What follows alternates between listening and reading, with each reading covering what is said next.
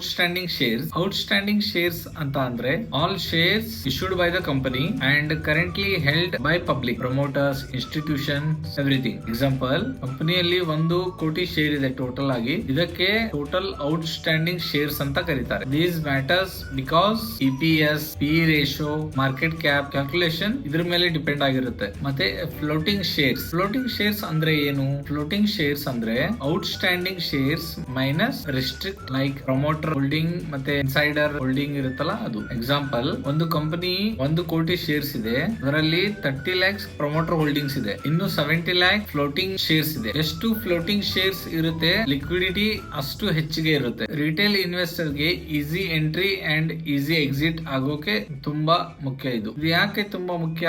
Market capitalisation ನಿಮ್ಗೆ company size ಹೇಳುತ್ತೆ, outstanding shares ಹೇಳುತ್ತೆ ಹೌ ಕಂಪನಿ ಈಸ್ ಡಿವೈಡೆಡ್, ಮತ್ತೆ ಫ್ಲೋಟಿಂಗ್ ಶೇರ್ಸ್ ಹೇಳುತ್ತೆ ಆಕ್ಸೆಸ್, ಟ್ರೇಡಿಂಗ್, ಲಿಕ್ವಿಡಿಟಿ. ಅವುಗಳ ಬಗ್ಗೆ ತಿಳಿದ್ರೆ ಸ್ಟಾಕ್ ಇನ್ವೆಸ್ಟ್ ಮಾಡೋ ಮುಂಚೆ ಕರೆಕ್ಟ್ ರಿಸರ್ಚ್ ಮಾಡಬಹುದು. And all about market cap, outstanding shares and floating shares. ಇಂತ ಕ್ಲಾರಿಟಿ ವಿಡಿಯೋ ಬೇರೆ ಚಾನೆಲ್ ನಲ್ಲಿ ಸಿಗೋದಿಲ್ಲ, ಅಂದ್ರೆ ಎಕ್ಸಾಗರೇಟ್ ಆಗಲ್ಲ. ಲೈಕ್ ಮಾಡಿ, ಕಮೆಂಟ್ ಮಾಡಿ ನೆಕ್ಸ್ಟ್ ಯಾವ ಟಾಪಿಕ್ ಮೇಲೆ ನಿಮ್ಗೆ ವಿಡಿಯೋ ಬೇಕು ಅಂತ. And subscribe to Rakeshi stock studio for your daily stock market boost. And as always ಮಾಡಿ, ಇನ್ವೆಸ್ಟ್ ಮಾಡಿ, ಬಿಕಾಸ್ ಐ ಆಮ್ ದ ರಾಕೇಶಿ.